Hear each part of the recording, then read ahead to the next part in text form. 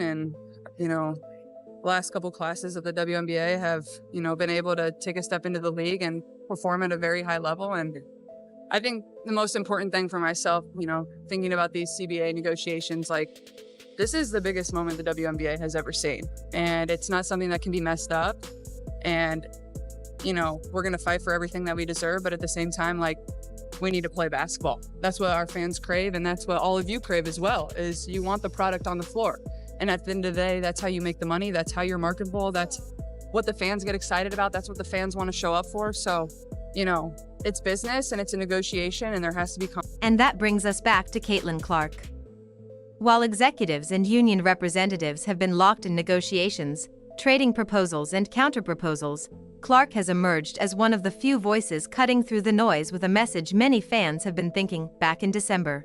During USA basketball camp at Duke University, Clark described the ongoing collective bargaining talks as one of the most important moments in the history of the Women's National Basketball Association.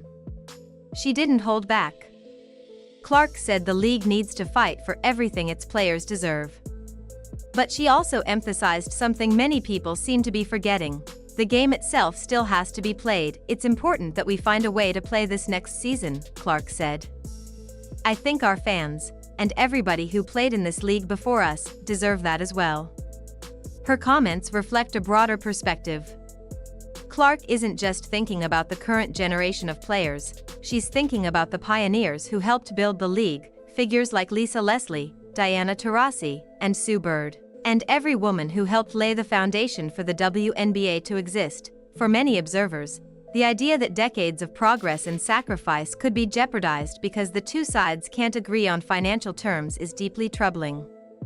Clark could have chosen the safe route and given a neutral answer, but instead she addressed the real stakes behind the negotiations. The issues being debated, such as revenue sharing, charter flights, player health protections, and overall compensation, aren't just abstract bargaining points. They affect real lives.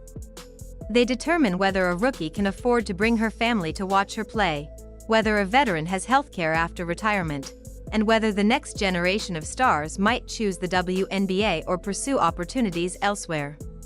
I think it's just a big moment for the WNBA. I think all of women's sports, I think this is one of the biggest moments we've ever had. So, I feel very confident that we're going to get something done. And that's because we're in this moment because of the product we put on the floor. So we need to be able to continue to do that. And I know everybody's working really hard. There's a meeting tomorrow that's super important. And I truly do believe we're going to get something done here in the next couple of weeks. But like you said, there's a lot of boxes that we still need to check. We've added two new teams. There's going to be more players than ever. And then we have to get into free agency, then have a normal draft as well. So there's a lot of things left to do, but I really do feel confident that both sides are going to reach a deal. Fast forward to February, and Caitlin Clark doubled down on her message.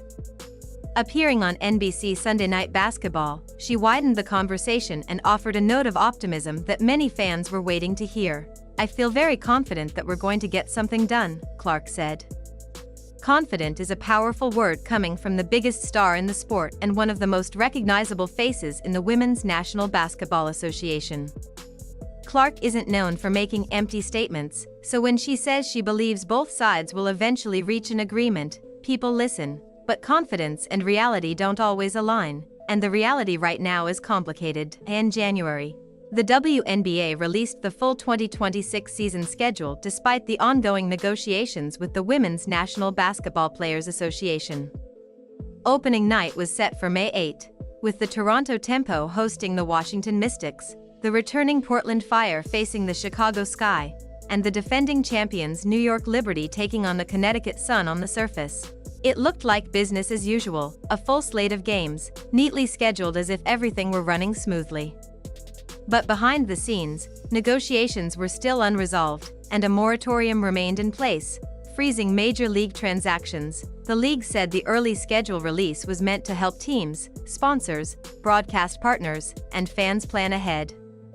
But announcing a full season schedule without a finalized labor agreement is a bit like printing wedding invitations before the proposal.